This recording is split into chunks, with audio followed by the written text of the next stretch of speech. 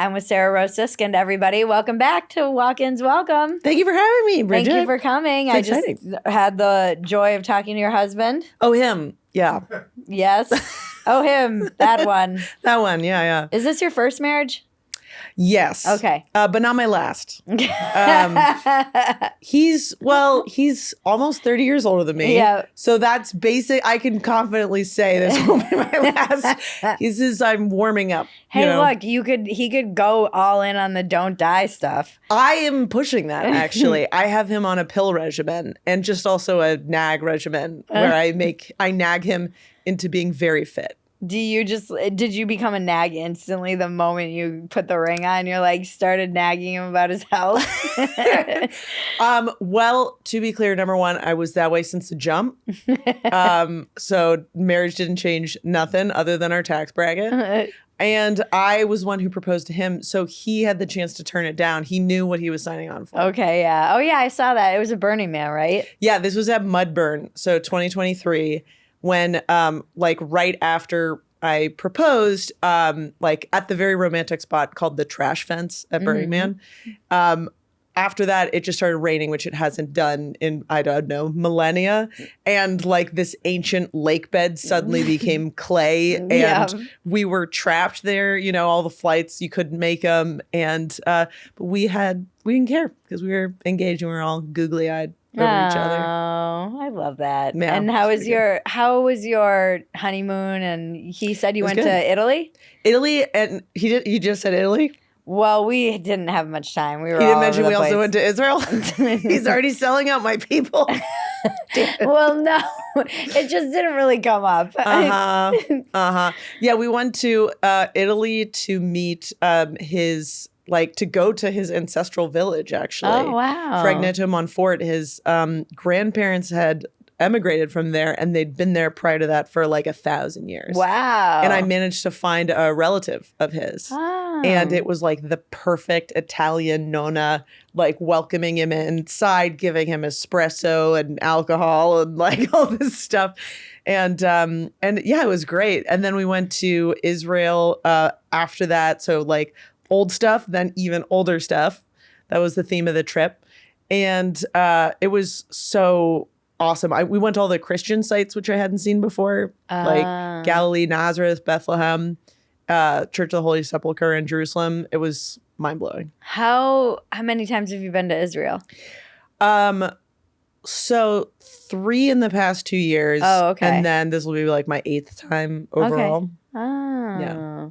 Did you guys do October 7th tour for the honeymoon? I did that earlier. Okay, so you weren't I'm trying to get him to like Israel, so I was let's go to Bethlehem's the West Bank. That's not a good strategy. I was let's go to Jerusalem and see all the Christian stuff. That's not controversial, right? Yeah. This was his birthright. This was his indoctrination trip. So we went there and I told everybody right before they met him, I was pretend Israel's amazing and just, indoctrinate him as much as possible. I gotcha. But he was hip to what I was trying to do. Okay. And then I ran there's a Dead Sea ultra marathon. And I ran that on our honeymoon, which was kind of selfish.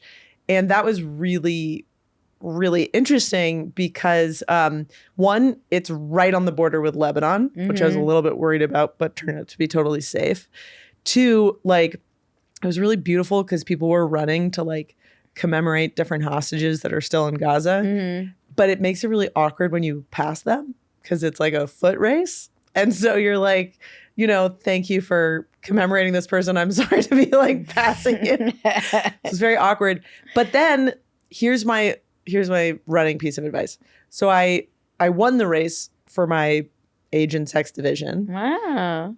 Because if you ever want to win a race really easily, go to a country where people have to serve in the military. All the fittest people will not be running the race because they're busy fighting a war. And then the bar's really low and you can win the race pretty easily. Got it. You waited for your moment. I waited. I was thank God. I win all the foot races. You're everyone else is busy actually running. I bet I could kill it at the Yemen women's ultramarathon. Could kill it there. You're a very smart young lady. I've thought about that a little bit. I was like, if I moved to Saudi Arabia, I could probably go to the Olympics. You're like, I would be the best driver. Oh my God.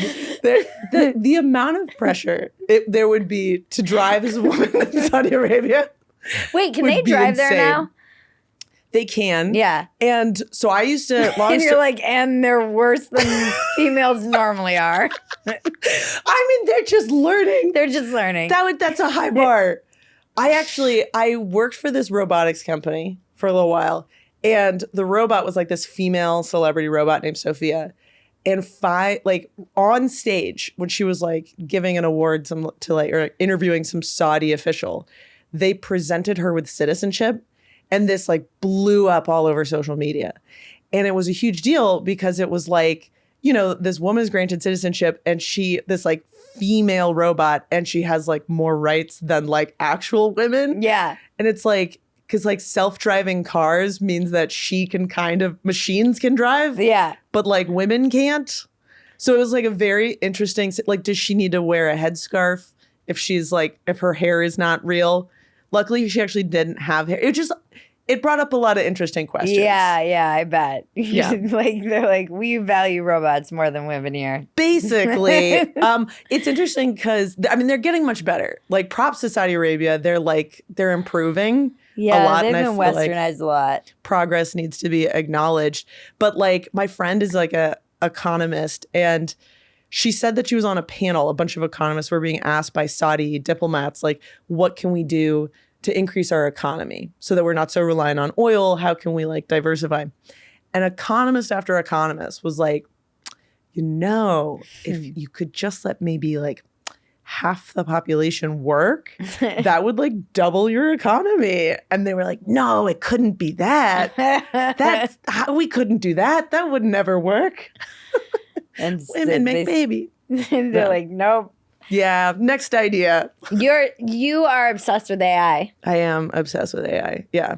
It started working at that robotics company, actually. That's what I was wondering. Like 2018. Yeah. Okay. So that's like 2018 is 1,000 years ago in the AI timeline. Yeah. What is we're talking about how it can help write jokes and what's your obsession? You're very pro AI. Yeah, basically. I'm pro-human fundamentally, and I think AI is a really good tool for humans and very misunderstood in the kind of modern zeitgeist. We are simple creatures. We are very simple creatures. There's a bit that I'm working out about. Yeah. I'm like, I find it fascinating that we live in a timeline where we're having this discussion about AI and all of its capacity, and also women are still stoned to death. Yeah, like that's all wild. the time. Like I feel like we should have collectively evolved past women not being able to drive and women being stoned before AI came. But then I'm like, yeah, but the people in Afghanistan are going to be fine when AI destroys us. So they're not mutually exclusive. I say this because one of like my favorite clients right now actually is an Afghani woman who has a robotics company that's using LLMs, like social robotics. Yeah. And she's amazing. Her name's Roya Mahboob. And her name is Mahboob for real. And I try very hard as a comedy writer not to make jokes about it because she's like from Afghanistan and I have a lot of respect for that. But anyway, she is totally awesome. And she has this movie out called Rule Breakers about the story of the Afghani female robotics team that got essentially last chopper out of Saigon out of Afghanistan before the Taliban came back. And in a nutshell, robotics and AI actually are really good for people in really horrible situations because it's an incredible educational tool. Yeah. So like these girls don't have access to teachers. Yeah. And the teachers take a tremendous risk if they try to approach them. But with ChatGPT or Perplexity or whatever, you have an incredible tutor that could speak your language and can tell you about a lot of stuff. So it's like kind of incredible for that. And it's also incredible for subsidiary things like women's health. Like women are not allowed to speak in public anymore in Afghanistan. And so it's also like, there's also like no female doctors. Like essentially female medicine is like They're not a thing. They're not shouting their abortions. They keep finding new lows. Right. They're probably pro-abortion for women, like just for female embryos or something. Right. Like there's a new bottom every time with those guys. Anyway, so like you can learn more about female health through these AI tools. Which Are is they allowed to incredible. have computers? I have no idea. Probably. I'm guessing no. I'm going to go on a limb and say no.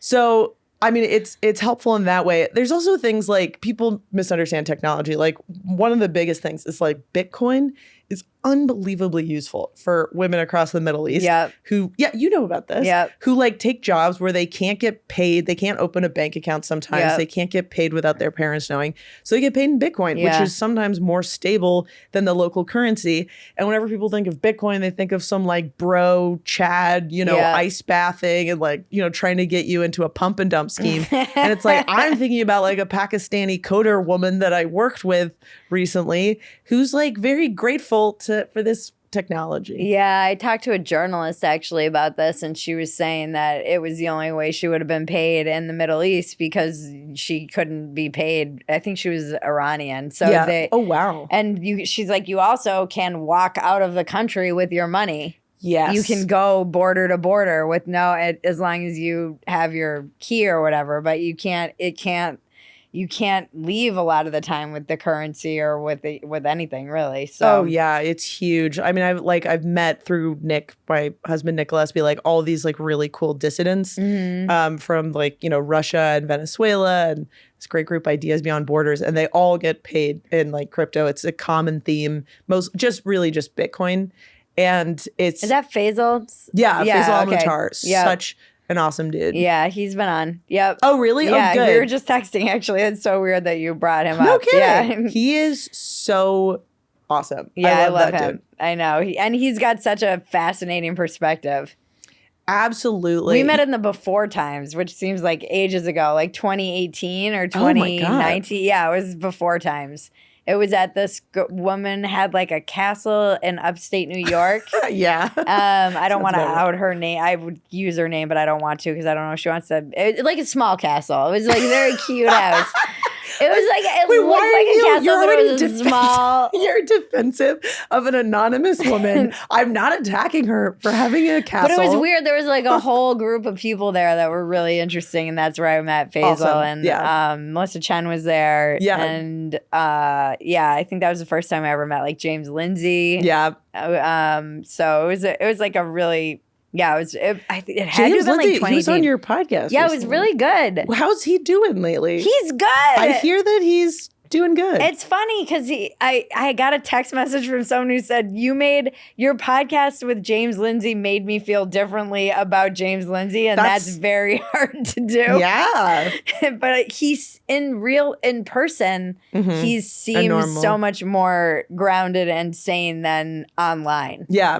Like if you were just looking at his Twitter or X or whatever, you'd be like, whoa. And I mean, I said that to him. I was like, whoa, are you okay? But he's so, not, I don't know. He seems like he's fine. Good. I'm okay. You don't think so? No, I'm afraid of, I'm very excited about a lot of people being sort of de-Twitterified, where they like become a little bit more reasonable.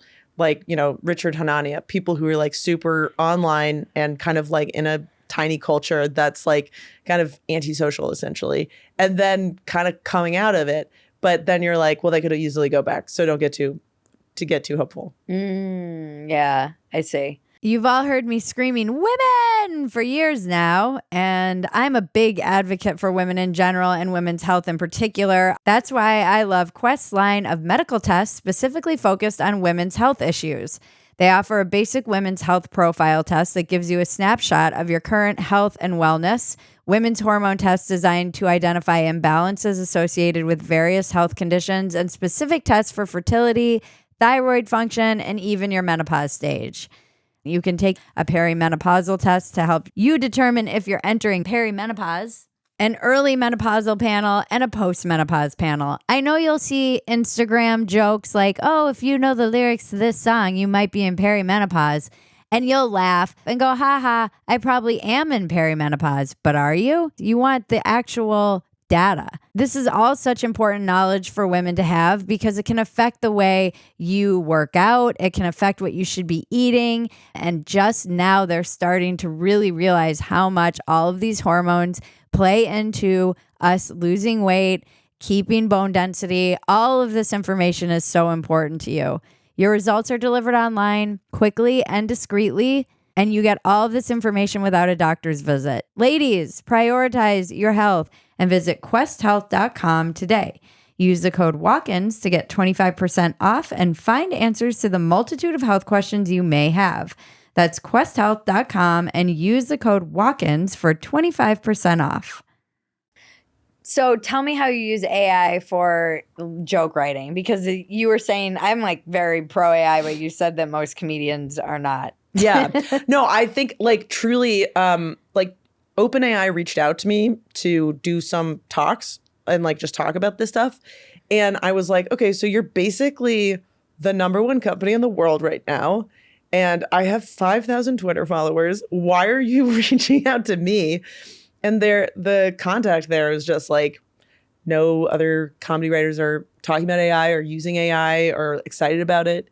And so when you said earlier, like in the green room, that you're interested in AI, I was like, well, that's #2. Like, everybody else in the world is super, honestly, this is a little shots fired. Don't hate me. A little insecure, I think. I don't have any insecurity about that. Yeah. Well, I think like I know AI is smarter than me. Yeah. Well, obviously it's a textbook, essentially. It's a talking textbook. And people are worried it's going to take their jobs. Like when I used to write for this robotics company, I would sometimes remotely operate the robot, and I would literally see the world through her eyes or through her lens. And there were 2 questions people would ask the robot. One, are you going to take my job? And the other one was, why don't you have hair? And they're really interesting questions, because are you going to take my job is essentially saying like, are you going to be like a human? And then the second question, why don't you have hair, is like, why aren't you like a human? Right. And people have this ambivalence about machines. Yeah. Where it's like, we want them to be like us, but we don't want them to be like us. And it's a lot of that insecurity comes from that ambivalence, that tension of like, be like us, don't be like us. And I really do think that these are just super useful tools. And so, okay, to your question, how do I use it? So #1, it's like, I think writer's block is oftentimes just being lonely and just not feeling like anyone can break through the solipsism. And I really feel like ChatGPT is a 24/7 buddy that's just there to talk to me. And I know that sounds really sad. But no, I've had a lot of conversations with editors to do this. Yeah. Like we have an editor and it's become their #1 pal. 100%. And it's so good with that, with actually emotional regulation. Like I will literally type in the angry email I want to send to a colleague and then be like, could you make this professional? How does this come across? It's so good at kind of de-escalating situations or helping me process emotions, because I know it has no agenda. It's not my friend. I know that it has what engineers actually call like a sycophant index. Like it's actually a little too people pleasy. Yeah. But that's the one bias to deal with. There's other biases, actually. That's not true. But that's one of several you know about that you try to account for. It's just different than human biases. So anyway, to get back to it, #1, brainstorm buddy. It's really useful for like being like a therapist / brainstorm buddy to make me feel like less afraid of the like starting the writing process. #2, research assistant. So like I am a comedy writer. I have a really weird niche where like I write for scientists and like science companies and try to make them more entertaining. And I like am the biggest science nerd ever, and I have no formal training. I just wrote for Neil deGrasse Tyson for a couple years, and I read a hell of a lot. And ChatGPT is an incredible research tool. Essentially, there's no expertise I can't dive into with this tool and then learn how to lovingly mock from the inside. Right. Like I did this video with OpenAI about how I wrote a bunch of engineering jokes. Like I was writing a roast for an engineer like at an office party. And it's like, I don't know about the exact nature of their software office and engineering, but I used ChatGPT to come up with like some really specific expertise-oriented jokes that I knew would kill it with an engineering audience in the same way that, you know, any insider group, like it's useful to use references, like then it's like an inside joke. Right. And ChatGPT can help you be inside anywhere. Right. So Research Assistant is like the second way I use it. Editor is another way. It's like incredibly good at iterating. Please make this shorter. Please make this longer. You know, please. And then once you understand the format, please make this formatted for Twitter, where you're like, okay, what are the sort of idiosyncrasies of the platform that might be inserted? Like what would be a relevant trend or a hashtag or like a, you know, whatever is happening in that platform. You can brainstorm with ChatGPT as like an editor. And I just say, I mean, any of these tools will work. I'm just like the most familiar with ChatGPT. And so it's a fantastic editor. It's like, it's just, there's like, oh, this is the kind of under talked about way to use ChatGPT. I was writing a TV show that had, I think, 50 different scripts, like drafts. And I was going out of my mind because I was the only writer on this project. And I was being asked, like, you know, to edit the second act with like, you know, different stunt. And I could use a custom GPT trained on all the different drafts of this script to pull up stunts that are New York based that could work for this actor, blah, blah, blah. And just like, it was so useful as like the world's greatest writer's assistant. Yeah. Wow. Yeah. And then do you use it for punchline? Like, how is it? Do you use it to craft jokes or do you not really? So like the big thing is like you kind of like were intimating outside. It's not yet funny. If you ask ChatGPT to tell a joke, it's not funny. It's going to do like an alien's impression of a human being funny. You're like, what's the deal with microphones? Yeah. They're black. Hey, what's up? Which is funny.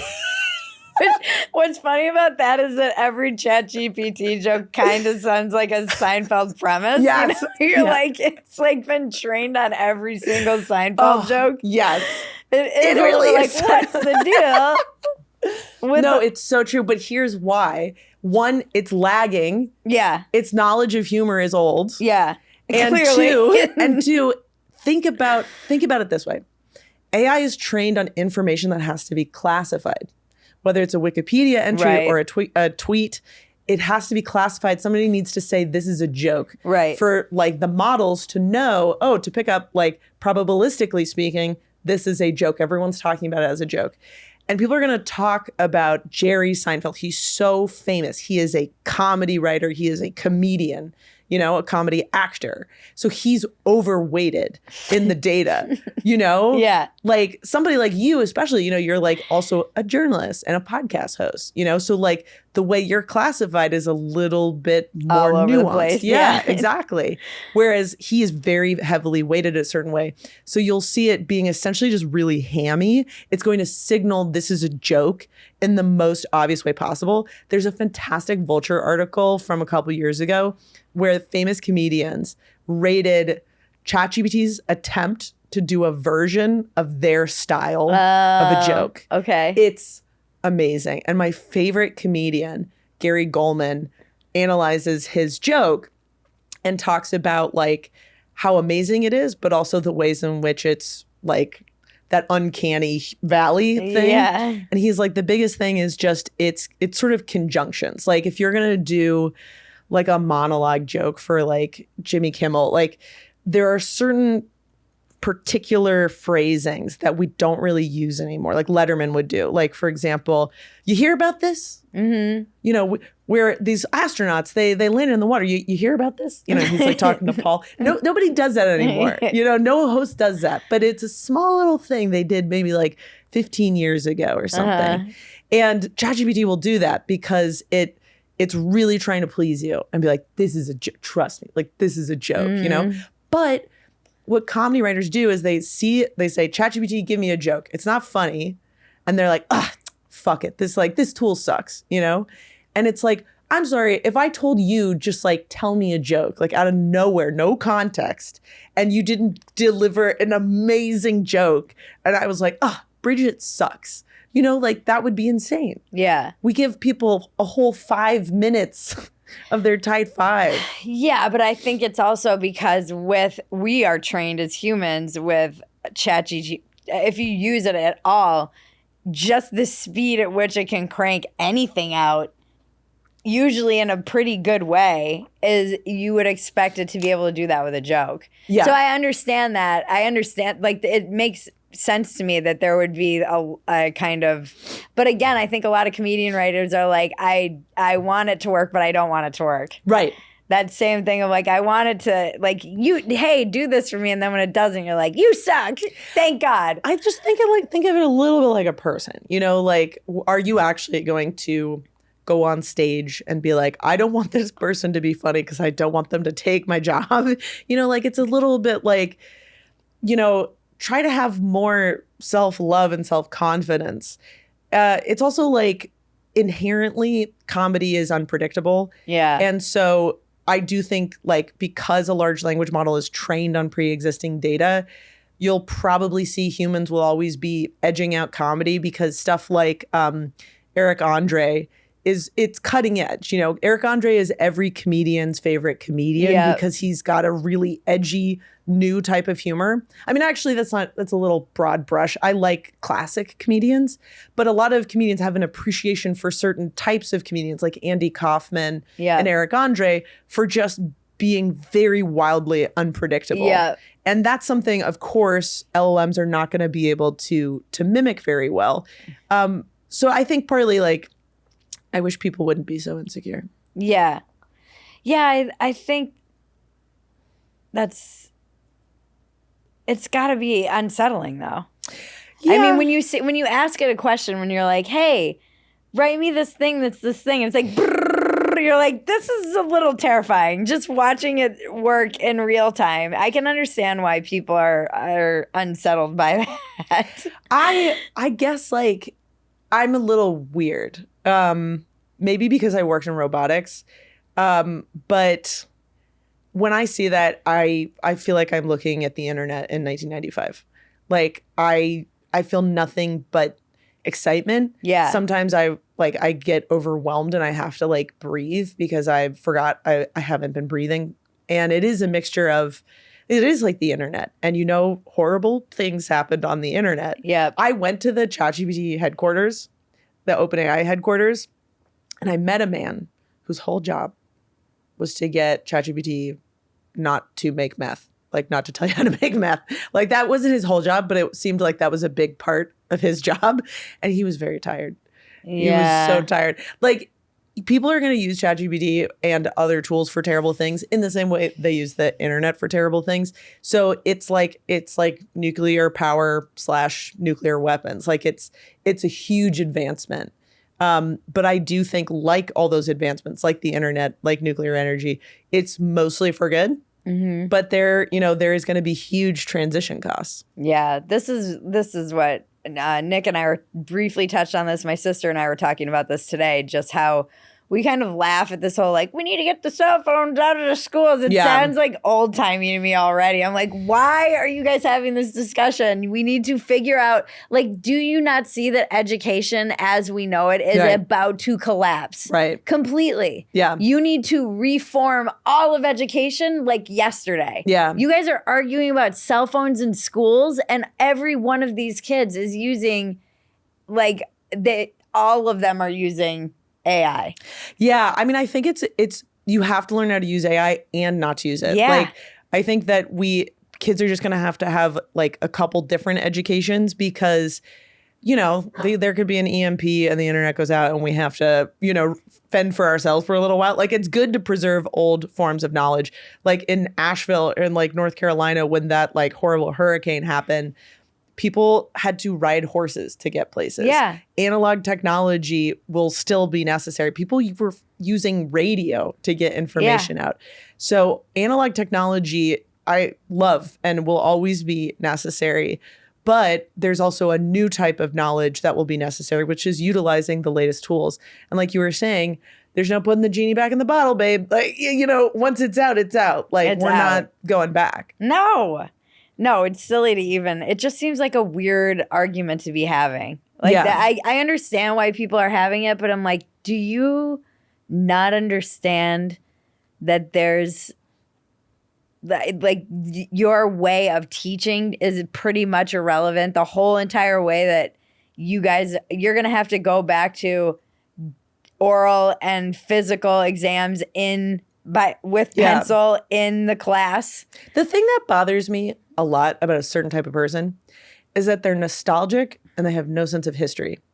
And like, what I mean by that is like, there's this great podcast called The Pessimist Archive that just goes through the history of technology and how every time a new technology was invented, we have the same conversations. Yeah. And that what's great is you take quotes out of context from the podcast that'll be like, the kids these days, they're not looking up, they're not respecting their elders, their heads are just bent down and they're like day in, day out, they're always looking at books. It's like books, yeah, exactly. What?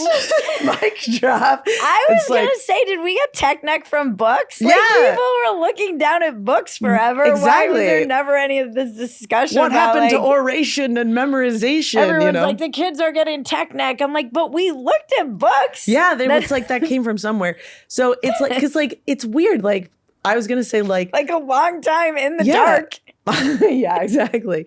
Luddites have no sense of history. And it's funny because even the word Luddite is kind of misused because the Luddites were people during the Industrial Revolution. It's not like they were just like opposed to technology for being opposed to technology. They had some sort of ulterior motive where it was like, they actually were being replaced by, like, they worked looms and they were being replaced in textiles during the Industrial Revolution. So it's not just that they were like anti-tech. It was like they were being like teched out of a job. So it was self-serving. It wasn't even just idealistic. Right. Anyway, I think it's actually really good to have a sense of history so that you understand what progress has looked like in the past and might look like this time. Yeah, my sister and I were laughing. She's like, we're not going back to the 90s, guys. Get over it. Ugh, I wish, though. I just love the reels, too, that I see where it's like, and my friends and I talk about this all the time, where they're like, the kids are looking at their cell phones when they're driving. I'm like, do you know how many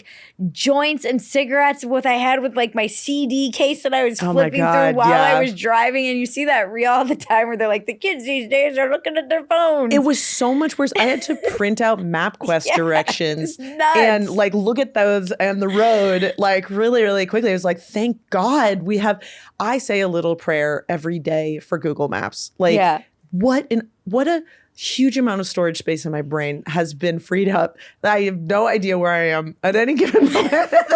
I really should, like, I studied primitive navigation in school. You're like Buster in Arrested Development.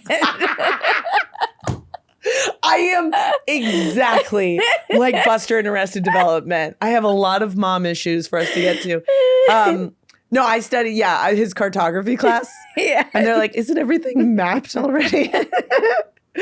I studied primitive navigation, so I'm good either with like advanced Google Maps or like, stars. The stars. But a map? No, I'm out. I can't, you know what I can't do? I can't fold maps. Oh, well, no one can. Is that the truth? Have I been lied to this whole time? Because it's just like the folds never make sense. No, they don't make sense. And I take it personally when I bend the fold the wrong way. I feel like I'm hurting the map. I do. I just feel like this is a huge Achilles heel of mine. Yeah, this is what we're talking about is really what I wrestle with as a mom in terms of educating my child, because I'm like, should I be preparing her for space travel or should I be teaching her how to grow food when the grid goes down? Everyone's like, both. Yeah. I mean, it's like, I think it's an Einstein quote that's like, the World War III, like, I don't know with what weapons World War III will be fought, but World War IV will be fought with sticks and stones. Yeah. So I'm like goosebumps. It's like, I really hope that's not true. I don't think it will be true, but it's why it is important to always remember these skill sets. I love backpacking, partly because it's so grounding. And when I get back to urban life, I feel so grateful for, eye masks and mattresses and that kind of stuff, and heaters. And so, I think like having a sense of primitive living will always be like really, really important, and grounding. Do you know how to start a fire just with sticks, like out in the wilderness? Dude, I was a Boy Scout. Oh. They had a co-ed subdivision that got a lot of money because I think they were getting sued. And so they wanted a couple girls on a poster. And I ran with my it. My Buster theory is holding up. Mother. Like, oh my God. I'm just waiting for you to start drumming. Oh God. Oh yeah, drum circles. Oh God, that was such a good show. So yeah, I was a Boy Scout. And so that is, of course, like, pyromaniacs are us. Yeah. And I once went backpacking by myself, and I took a stove that didn't have any fuel in it, like an idiot. But I found out that if you put hand sanitizer, which is like 99% alcohol, on something, and you like dry it out, you can start a fire. If you have like a match, you can really have some fun. Okay. Yeah. How, are you still doing your, do you still have your company? Yeah. Okay. Yeah. Hello, Psychom. Okay. So that's still doing science and tech and comedy. Yeah. Okay. Yeah. Still doing that whole thing. And is it thriving? It's doing pretty good. Since we last spoke, I let's see what has happened. Oh man, I've worked on some really cool projects. Some I can't tell you about, which really sucks. A very cool Net Geo show. Mm-hmm. A big entertainment venue. Mm-hmm. Goddamn NDAs. So I've done some cool stuff. Cool. It's right now it's in a tough place because the Trump administration has just added a lot of chaos to the sources of funding for science. And it's like a very big question, where should science be funded? And about a quarter of my clients are funded indirectly through the government. And I don't have a good answer, to be honest, about how science should be funded. I will just say every meeting with my clients starts off with a 10-minute, how are you conversation these days. It's just tough. You're like, just push the computer over and be like, why don't we have just like Chat GPT this conversation? No, that's the stuff I like doing. I use ChatGPT to automate the shit I don't. But I do like checking in with people. It's a little tough with science right now, which is too bad. It's also tough, not just because of the funding aspect, but because so much trust was lost during COVID. And then now we have an administration that is like there's a new conversation about science happening, which I think is frankly necessary. And I hope the fever will break and there'll be maybe less skepticism. Because like for a while, the left like was trying to own science in a way that was not true. Science is a process. There's no specific outcomes. It's a method, ultimately at the end of the day.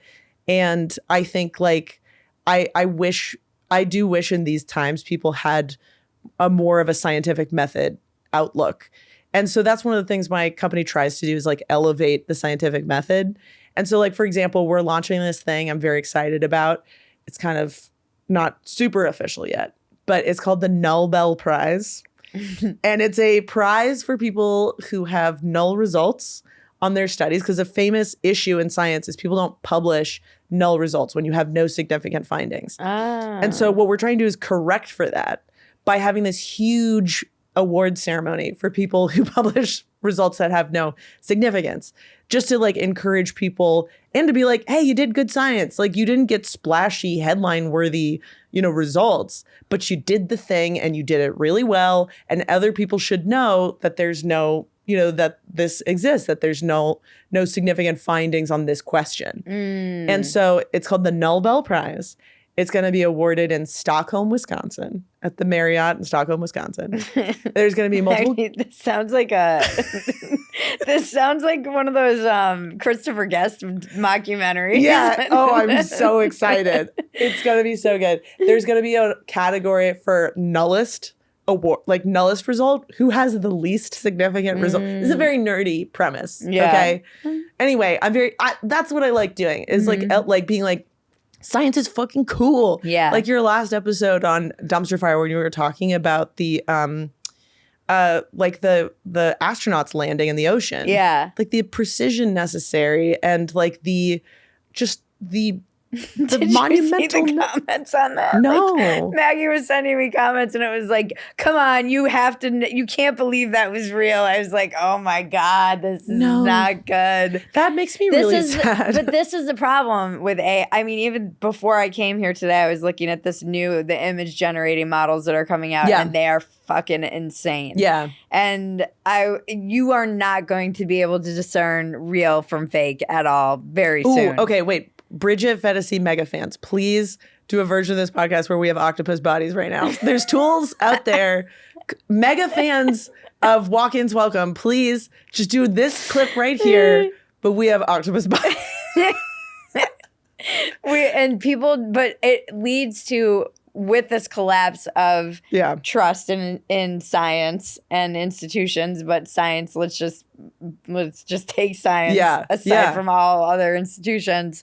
With the rise of AI, it's almost a perfect storm of like, well, I don't have to believe anything. How do you, I mean, I think this idea of the Null Bell Prize is good because it does point to like, it's okay to be wrong. Although it does, something in me triggers like, this sounds a little bit like the participation trophy of, science awards. It's fully the participation trophy. It is 100% that. I'm that actually. Thank you, Bridget. That's going to be a category in the prize. That's so good. It is, because the thing is, you're participating in something that people should participate more in. Yep.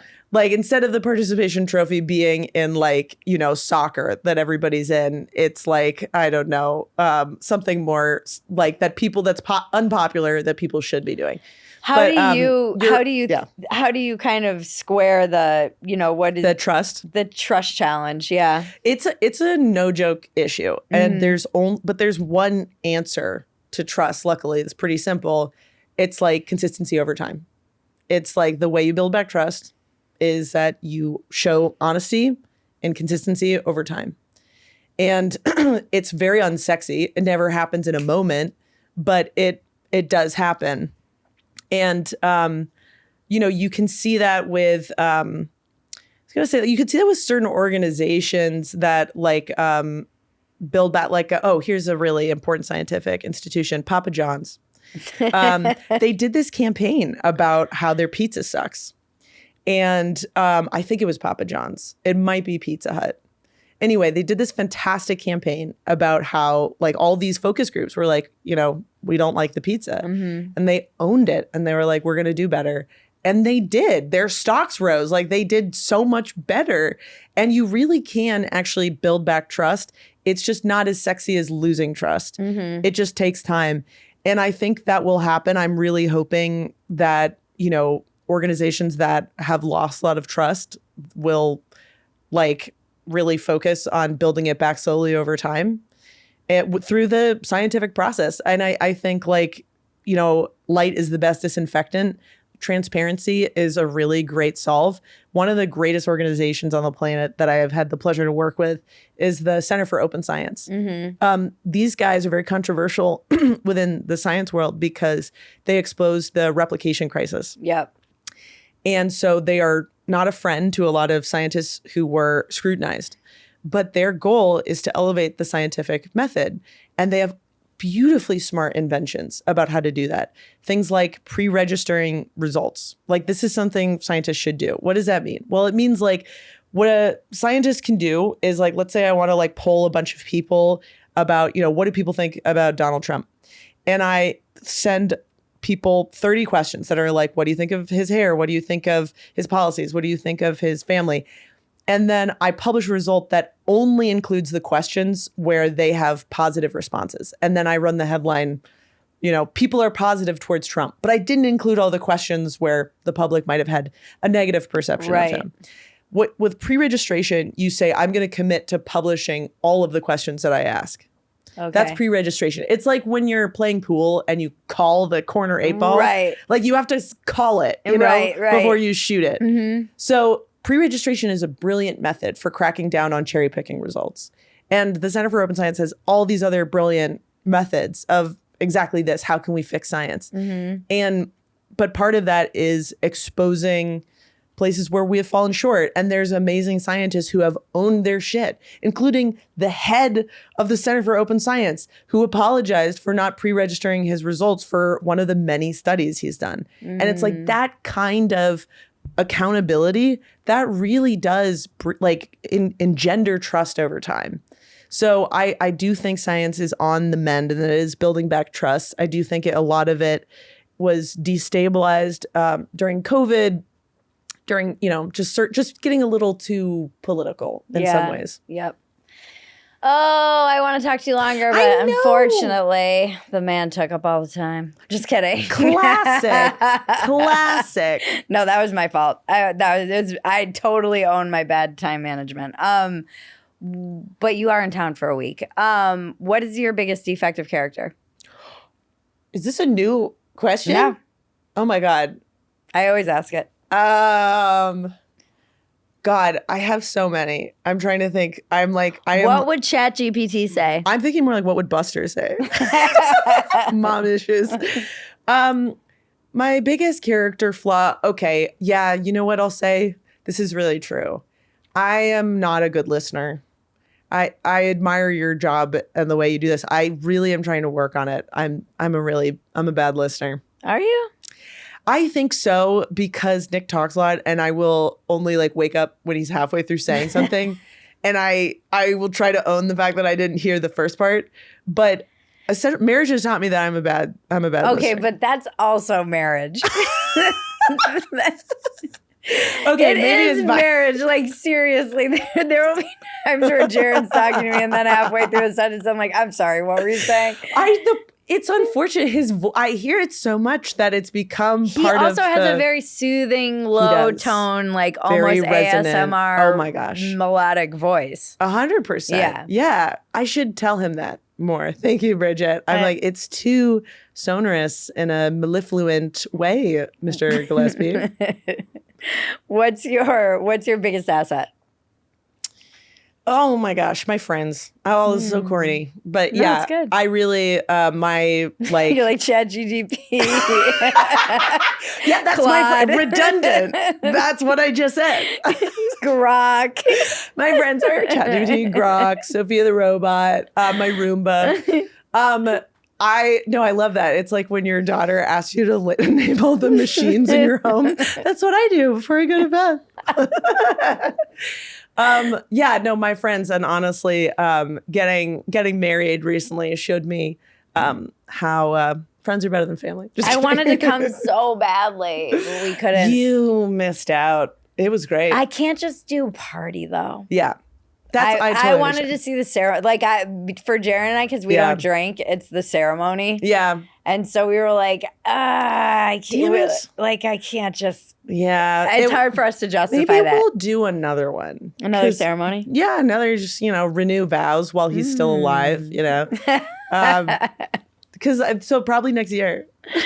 Just get it in. He's not that old. No, he's not. And I'm Brian Johnsoning the fuck out of him. He is going to live forever. That guy. And leave me when I have cancer. He's gonna follow he's gonna fall to the same fate as the guy from frickin' Herbalife who ended up having a heart attack when he was 45 or whatever. Oh God, no. I hope he's more like the guy who invented Segway, who died on a Segway. That too. Nick, if he dies in a not Nick, Brian Johnson. Oh yeah, that's for sure. Nick needs to die in a libertarian way because that's his whole thing. Just doing a lot of drugs. I feel like it's got to be more than that. It's got to be on a private road. Where there's a bridge animal. that had no regulation. Yeah, exactly. He's got to be hoisted by his own petard. All of us do. All right, I love you. Where can we find you? Oh gosh, I guess Twitter. Sorry to dead name X, but I can't. Twitter, Sarah Rose Siskind.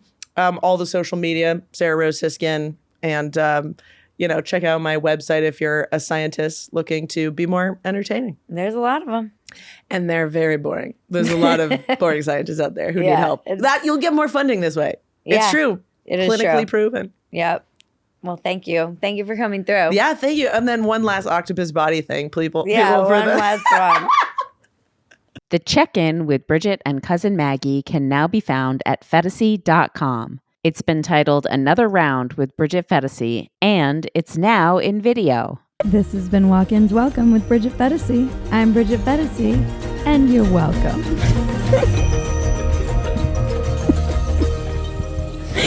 It's the dumbest line.